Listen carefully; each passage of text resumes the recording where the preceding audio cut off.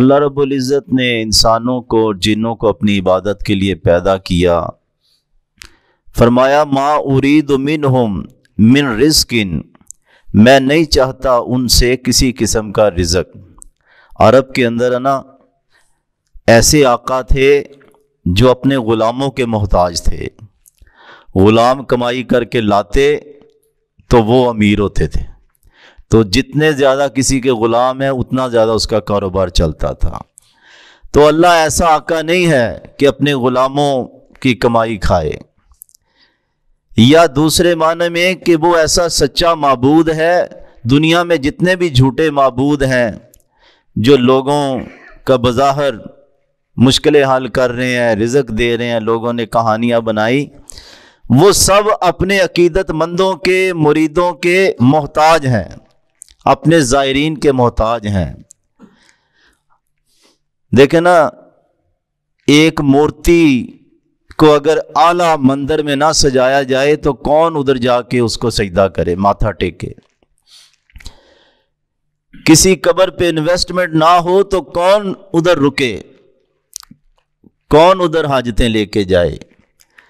تو دنیا میں جتنے بھی ہیں جو لوگوں نے کہا کہ یہ کرنے والے ہیں، وہ سب محتاج ہیں، ان کی حفاظت کی جائے گی تو حفاظت رہے گی۔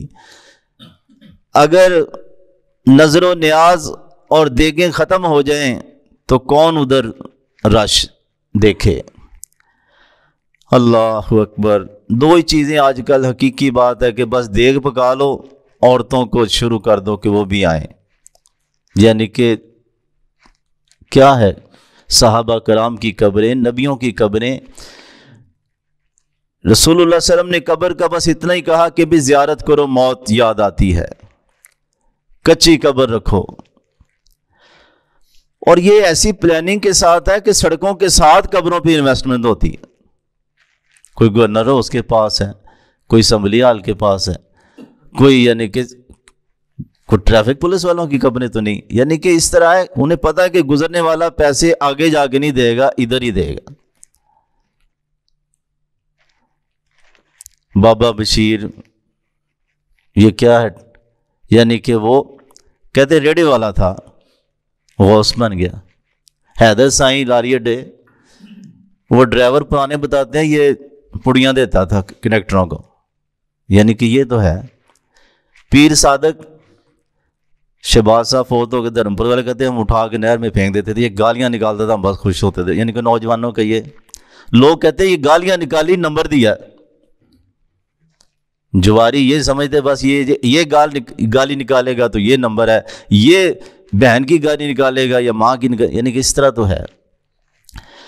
تو عزیز بھائیوں، دنیا میں جتنے بھی آستانے، مندر، گرجے، گردوارے ہیں وہ اپنے زائرین کے محتاج ہے، اللہ کی خدائی اپنی طاقت کے ساتھ ہے۔ فرمایا ما ارید منہم من رزق، میں نہیں چاہتا ان سے کوئی رزق، وما ارید ان یطعمون، نہ میں یہ چاہتا ہوں کہ مجھے وہ کھلائیں۔ کیوں؟ ان اللہ، بے شک اللہ تعالیٰ، هو الرزاق، وہی رزاق ہے، ہوا حرف حصر ہے، کوئی اور نہیں ہے دینے والا دنیا میں، اللہ ہی دینے والا ہے۔ کیوں؟ ذو القوت، قوت والا وہ ہے، باقی تو سب کمزور ہیں۔ متین کہتے ہیں حبل المتین، مضبوط رسی کو، یعنی کہ وہ ایسی قوت والا ہے جس میں زوال نہیں ہے۔ دنیا میں انسانوں کی قوت میں زوال ہے، کمزوری ہے، بڑھاپا ہے، اللہ کی قوتیں غیر متزلزل ہیں۔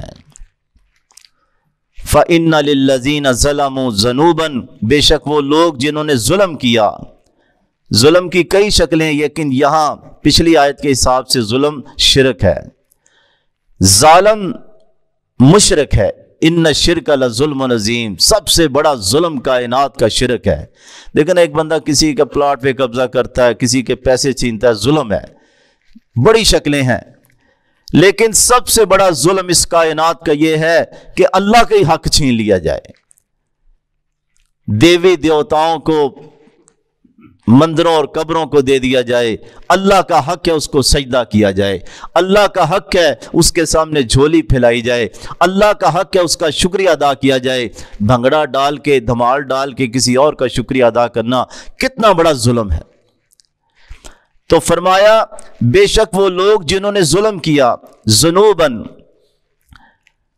دلبن کہتے ہیں ڈول خالی ہو، ذنبن کہتے ہیں بھرا ہوا ڈول، اس کی جمع ذنوب۔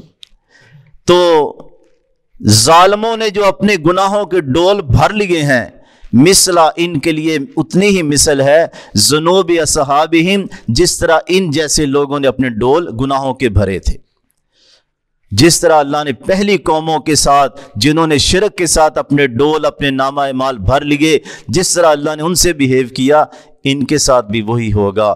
فلا یستعجلون، یہ جلدی نہ مچائیں، جلدی نہ کریں۔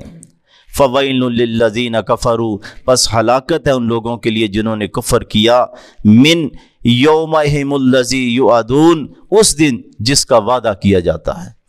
اللہ سمجھ عمل کی توفیق عطا فرمائے۔